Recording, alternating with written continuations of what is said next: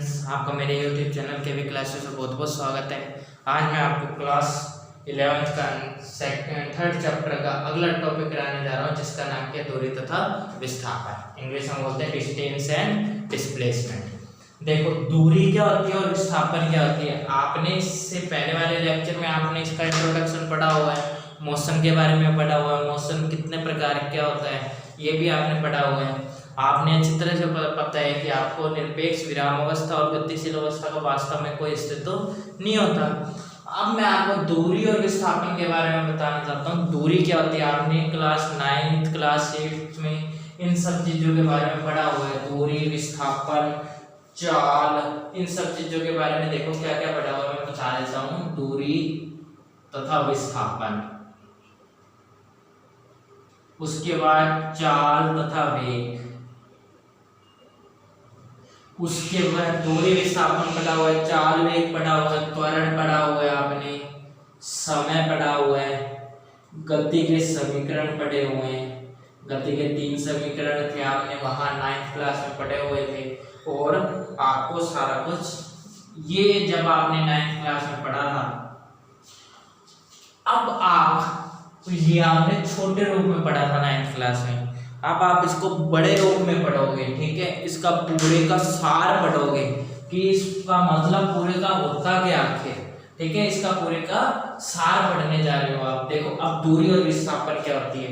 यदि मैं आपको दूरी की बात करूं, दूरी की आपको अच्छी तरह से बात करूं, तो मैं आपके लिए क्या मानता हूं, ये एक आपका होम है, ठीक है, घर है, ये आपका स्कूल है। अब मैं आपको कहता हूं कि यहां से आपको इस स्कूल की तरफ जाना है।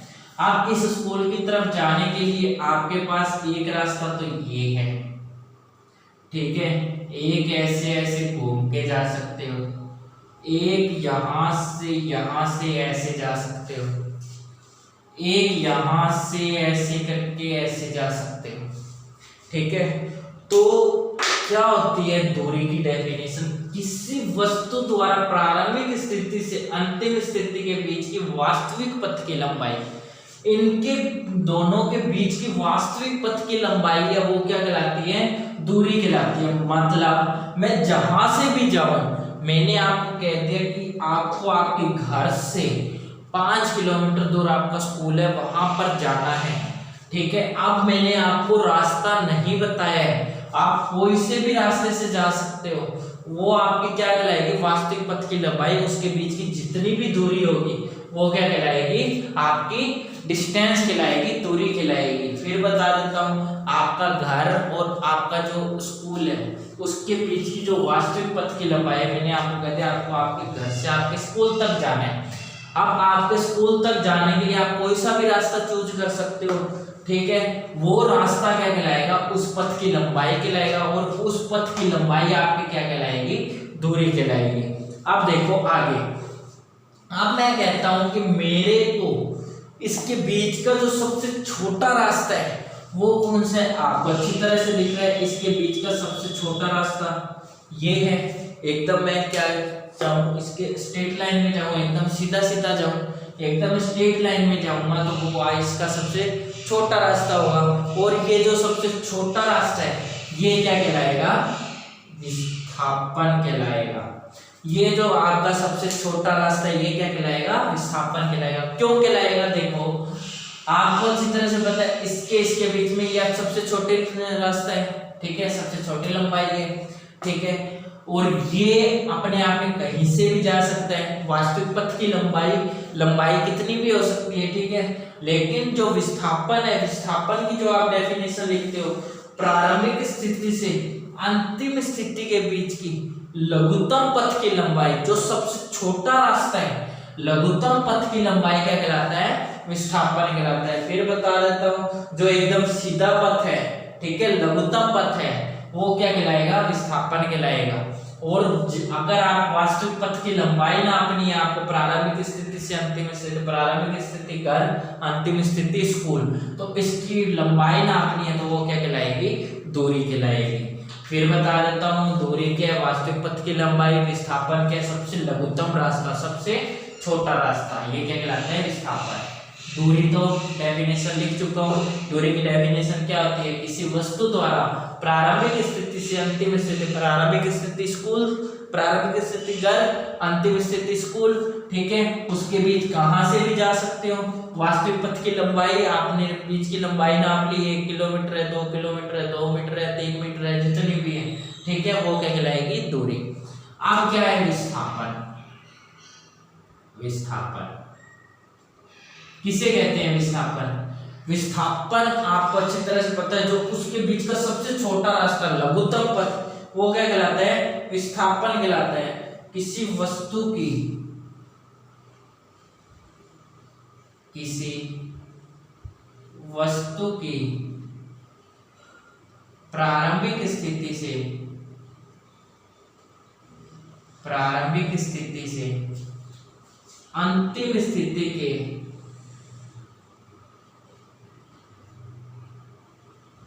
बीच की लघुत्तम पथ की लंबाई को, लघुत्तम पथ की लंबाई को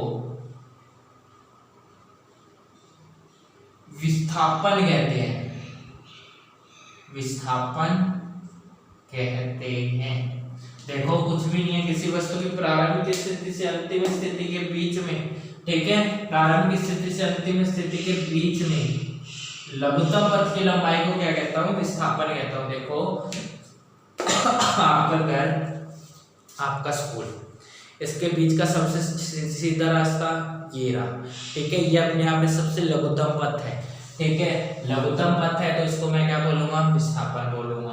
दूरी क्या होगी? प्रारंभिक स्थिति से अंतिम स्थिति के बीच की जो पथ की लंबाई होगी, वास्तविक पथ की लंबाई, चाहे आप जिससे भी जा रहे हो, उस पथ की लंबाई क्या कहलाएगी? दूरी कहलाएगी। सिर्फ इतना सा फर्क है दूरी और विस्थापन में। देखो जैसे मैंने आपको कह दिया कि अब मैं इसके कुछ पॉइंट बता देता हूं आपको, फिर बता देता हूं इसके रिमार्क, कुछ मेन जो पॉइंट है इसके। दूरी और विस्थापन में फर्क क्या होता है? देखो, दूरी हमेशा विस्थापन से बड़ी होती है। दूरी हमेशा विस्थापन से बड़ी होती है। कैसे? ये भी बता देता हूं। देखो जैसे कोई भी पॉइंट ए है, यहाँ कोई भी पॉइंट बी है, ये पॉइंट ए, ये पॉइंट बी, इसके बीच की दूरी है वो 5 किलोमीटर है, ठीक है, इसके बीच की दूरी है वो क्या है? 5 किलोमीटर है। अब मैं कहता हूं कि क्या दूरी और विस्थापन, आपसे क्वेश्चन है मेरा, क्या दूरी और विस्थापन बराबर हो सकते हैं? क्या दूरी और विस्थापन बराबर हो सकते हैं?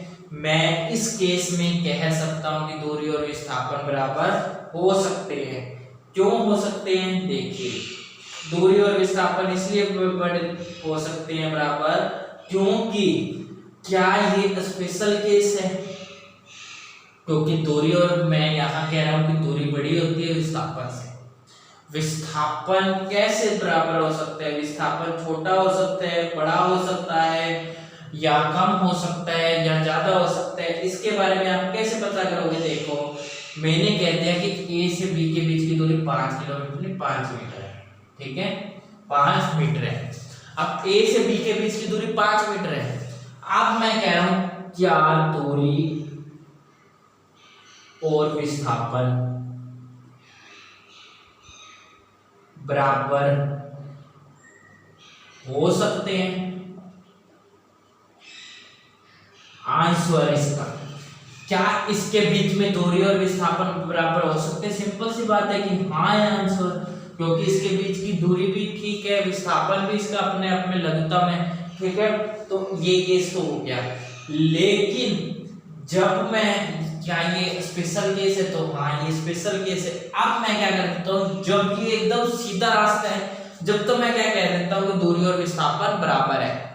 अब मैं क्या कर देता हूं कि पॉइंट ए है, ये पॉइंट बी है, ठीक है, ये पॉइंट बी है, इसके बीच की दूरी 5 मीटर है, और यहां कोई भी पॉइंट सी है, मेरे को ए से लेके सी तक जाना है, यहां पॉइंट, यहां भी दूरी इसकी क्या है? पीछे से की 5 मीटर है। अब मैं यदि इस केस में बात करूं तो यहां एक क्या है? ट्विस्ट है, क्या ट्विस्ट है देखो, इससे इसके बीच की दूरी 5 मीटर, इससे इसके बीच की दूरी 5 मीटर। अब आपको अच्छी तरह से पता है कि दूरी तो क्या होती है, पथ की वास्तविक लंबाई होती है, यहां से हम दूरी तो नाप लेंगे, लेकिन जब आप विस्थापन की बात करते हो, विस्थापन क्या होता है, इसके बीच का सबसे छोटा रास्ता होता है, ठीक है। यहां से यहां जाऊंगा, यहां से यहां जाऊंगा, तो मेरे को अच्छी तरह से पता है विस्थापन में क्या करूंगा, मैं सबसे छोटा रास्ता चुनूंगा, तो ये चीज क्या हो जाएगी, अलग हो जाएगी, क्योंकि सबसे छोटा रास्ता तो बचेगा नहीं। और वस्तु की दिशा में परिवर्तन विस्थापन में नहीं होता जब तक विस्थापन और दूरी बराबर नहीं होते, लेकिन जैसे ही दिशा में परिवर्तन होगा दोनों क्या हो जाएंगी, अलग हो जाएंगी, क्योंकि वस्तु की दिशा में परिवर्तन हुआ है तो विस्थापन और दूरी अपने आप में अलग हो जाएंगे। और विस्थापन क्या होता है, सबसे छोटे पथ की लंबाई, तो इसका जो सबसे छोटा पथ है क्या ये नहीं है, ए और सी क्या है, अपने आप में विस्थापन ही है, ये क्या कहलाएगा, विस्थापन कहलाएगा। और आपको अच्छी तरह से पता है कि विस्थापन निकालने के लिए आप क्या करते हो, विस्थापन निकालने के लिए 5 का स्क्वायर रूट 5 का स्क्वायर प्लस 5 का स्क्वायर क्या आ जाएगा, 25 प्लस 25 रूट 50, इसके बीच की लंबाई क्या आ जाएगी, रूट 50 आ जाएगी। आपको अच्छी तरह से पता है कि इसके बीच की लंबाई क्या आ जाएगी, रूट 50 आ जाएगी। आप देखिए विस्थापन क्या होता है, मतलब दूरी हमेशा विस्थापन से बड़ी होती है, विस्थापन हमेशा क्या होगा, छोटा होगा। क्यों होगा, क्योंकि आप जब ये स्पेशल केस है, इस केस की बात करो तो दोनों बराबर हो जाते हैं, लेकिन उसके अलावा जितने भी केस बनते हैं, मैंने पॉइंट सी और मान लिया, रास्ता बदल के मान लिया, और आपको अच्छी तरह से पता है कि दूरी तो वास्तविक पथ की लंबाई होती है, लेकिन विस्थापन की बात करते हो, विस्थापन आपने अपने सबसे छोटे पथ की लंबाई, तो विस्थापन हमेशा क्या होता है, दूरी से छोटा होता है। ये था फर्स्ट केस। अब आते हैं सेकंड केस। सेकंड केस, दूरी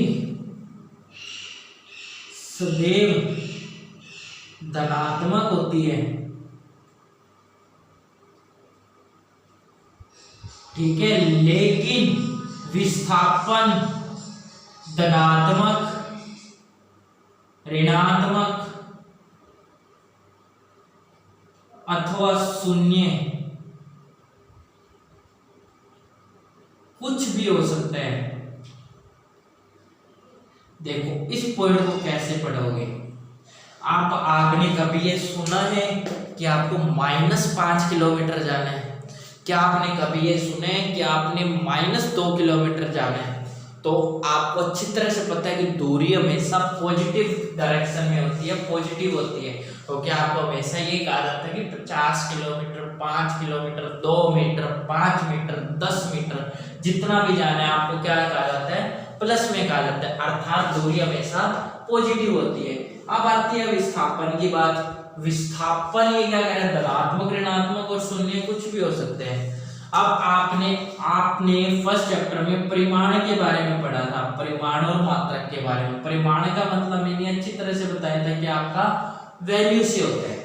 अब मैं कह रहा हूं कि आपको जैसे मैंने ये स्थिति दे दी, ठीक है, यहां कोई भी पॉइंट ए है, यहां कोई भी पॉइंट बी है और यहां कोई भी पॉइंट सी है। अब मैं क्या कह रहा हूं, ये मूल पॉइंट 0 0 है, मूल बिंदु O है 0 0।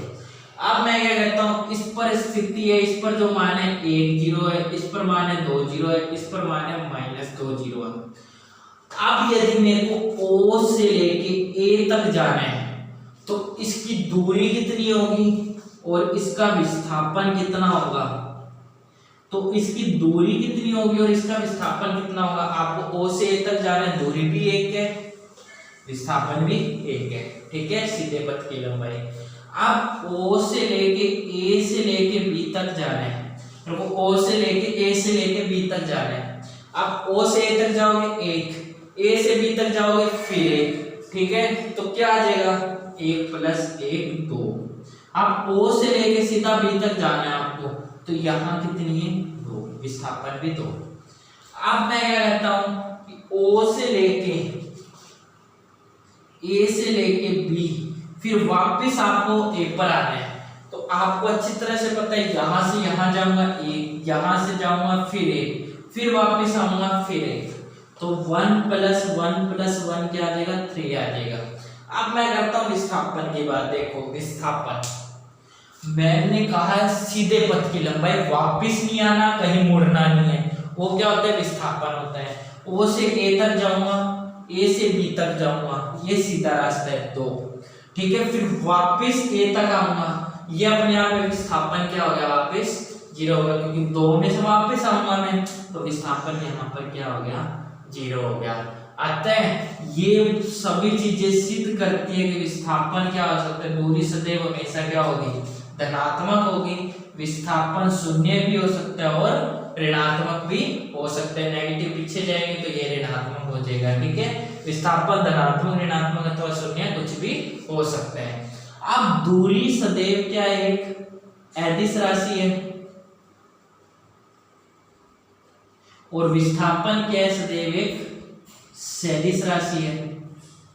क्यों है, देखो विस्थापन में आपको अच्छी तरह से पता है कि आपको फर्स्ट पॉइंट भी दे देते हैं और लास्ट पॉइंट भी दे देते हैं। सीधे पथ की लंबाई होती है विस्थापन, ठीक है। दूरी यहां से यहां पर जाना है, आपको मुड़ते जाना है, ठीक है। आपका परिमाण मैग्नीट्यूड आपको फिक्स है, आपकी वैल्यू आपको फिक्स दी जरूर हुई है, लेकिन आपको उसकी डायरेक्शन का नहीं पता है। तो दूरी कैसे देवे, अदिश राशि, और विस्थापन अपने आप में सीधे पथ की लंबाई होती है। तो विस्थापन की आपको डायरेक्शन पता है, अच्छी तरह से डायरेक्शन पता है, तो विस्थापन क्या होगी, एक सदिश राशि होगी।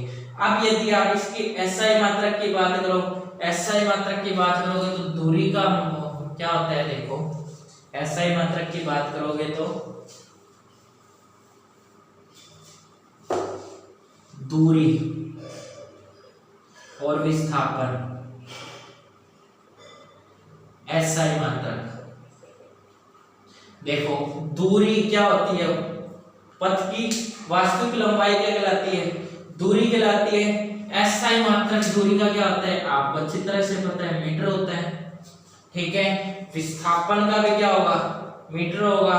और सीजीएस मात्रक क्या होगा, सीजीएस मात्रक में सी को सेंटीमीटर से, ये एमकेएस या एसआई में मीटर से, ठीक है। तो दूरी का एसआई मात्रक क्या हो जाएगा, सेंटीमीटर। सीजीएस मात्रक क्या हो जाएगा, ये तो सीजीएस है, ये एमकेएस है या एसआई है, ठीक है। तो एक अंतर क्या हो गया, ये हो गया। दूरी और विस्थापन का एसआई और सीजीएस मात्रक क्या होते हैं, सेम होते हैं। अर्थात विस्थापन सिर्फ एक होता है, दूरी अनेक हो सकती है। कैसे हो सकती है, ये लास्ट पॉइंट बता देता हूँ, उसके बाद आपका ये टॉपिक कंप्लीट है। जैसे ये आपका फिर है, क्या है, घर है, ये आपका स्कूल है। आपको क्या करना है, दूरी तो यहाँ से कोई सी भी हो सकती है, ठीक है, यहाँ से जा रहे हो। विस्थापन आपका क्या होगा, सिर्फ एक ही होगा। इसके बीच का सबसे छोटा रास्ता क्या कहलाएगा, विस्थापन कहलाएगा, और इसके बीच का अनेक रास्ते ये क्या कहलाएंगे, दूरी कहलाएंगे। अर्थात दूरी सदैव क्या होती है, दूरी सदैव पॉजिटिव होगी। विस्थापन पॉजिटिव, नेगेटिव, शून्य कुछ भी हो सकता है, क्योंकि अगर रास्ता बदल गया, हमें नहीं पता, तो हमें क्या कहेंगे, विस्थापन शून्य भी हो सकता है। क्योंकि हमें वापस जाके, अगर यदि मैंने क्या कह दिया, ओ से लेके ए तक जाना है, फिर वापस आपको ए से ओ तक जाना है, ठीक है, वापस भी जाने का कह दिया। जितना आप गए थे उतना वापस आप वहां पहुंच गए।